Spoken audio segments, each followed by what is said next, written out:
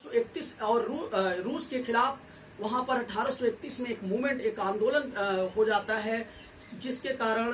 उन लोगों में एक पोलिश आत्मीयता की, यानी अपनी निज भाषा का गौरव के बल पर वो जो है आजादी के लिए एकजुट हो जाते, क्योंकि उसके पहले उनको यह एहसास होता है कि हमने साझी संस्कृति में जीवन जिया है और साझी संस्कृति की अनुभूति और जबरन रूसी भाषा लादने का जो कार्य हो रहा था, इसका 1831 में विरोध हुआ था। बच्चों, एक याद होगा आपको कि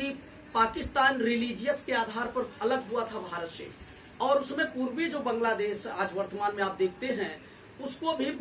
मुस्लिम आबादी के कारण जो है भारत से अलग किया गया। लेकिन वहां बंगला भाषा लोगों को बहुत ही प्रिय थी मातृभूमि में, और जब वहां पर जबरन उर्दू भाषा का प्रभाव उन पर लादा गया, ऐसी परिस्थिति में बंगाली लोगों ने आंदोलन कर दिया, और इस तरह आप देखते हैं बांग्लादेश एक नए राष्ट्र के रूप में आया। तो जरूर रूस ने भी उस समय तत्कालीन विरोध को जरूर दबाया, लेकिन इस विरोध ने लोगों को एकजुट करने का अवसर दे दिया, और यहाँ से भी राष्ट्रवाद की नींव जो है और मजबूत होती दिखाई पड़ती है। बच्चों, इसके अलावा राष्ट्रीय दृश्य की कल्पना एक टॉपिक आपके इस चैप्टर में है, उसकी थोड़ी सी चर्चा मैं कर सकता हूं आपसे। जिस प्रकार आप समझिए, भारत में हम लोग, भारत जो हमारा नक्शा दिखते हैं, जो भारत की भूमि है, हम सब लोग भारत माता मानते हैं, यानी जननी अपनी मानते हैं। एक चित्र चित्रित किया गया, एक नारी का रूपक दिया गया है। वास्तविक में ये कोई महिला नहीं जिसका अस्तित्व होता है। और आपने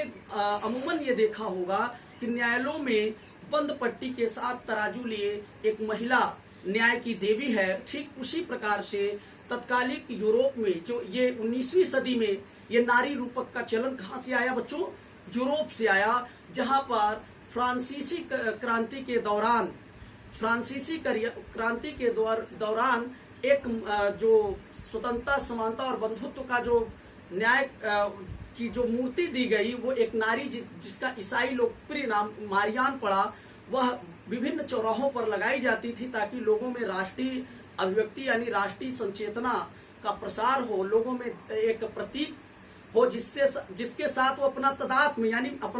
अपने को स्थापित कर सके, अपने को जोड़ सके। और इसी तरह का एक उदाहरण जर्मनी में आपने देखा, जर्मेनिया, जो कि बलूत के पत्तों का मुकुट लगाती थी। वहां बलूत का पत्ता वीरता का प्रतीक था, और उसकी तलवार पर जो उसका चित्र बनाया है एक लेखक ने, तो उस पर लिखा हुआ है कि जर्मन राइन की रक्षा जो है जर्मेनिया करती है। मतलब वो एक तरह से इन जो महिलाओं को रूपक दिया गया। अब आप ये सोचिए कि 1848 का जो फ्रैंकफर्ट संसद था बच्चों, वहां पर इसी जर्मेनिया का चित्र जो है वो लगाया गया था बीचों बीच संसद पे। लेकिन सोचने वाली बात है कि वहां पर महिलाओं को एक रूपक जरूर माना गया, लेकिन उनको अधिकार नहीं था। ये यूरोपीय राष्ट्रवाद के एक चरण था, जिसमें आपने देखा कि किस तरह से जो राष्ट्रीय मूवमेंट था, जो राष्ट्रीय दृश्य की कल्पना थी, उसको एक महिला का रूप दिया गया, और उसको चित्रित करके फ्रांस में मारियान को और जर्मनी में जर्मेनिया के रूप में राष्ट्रवाद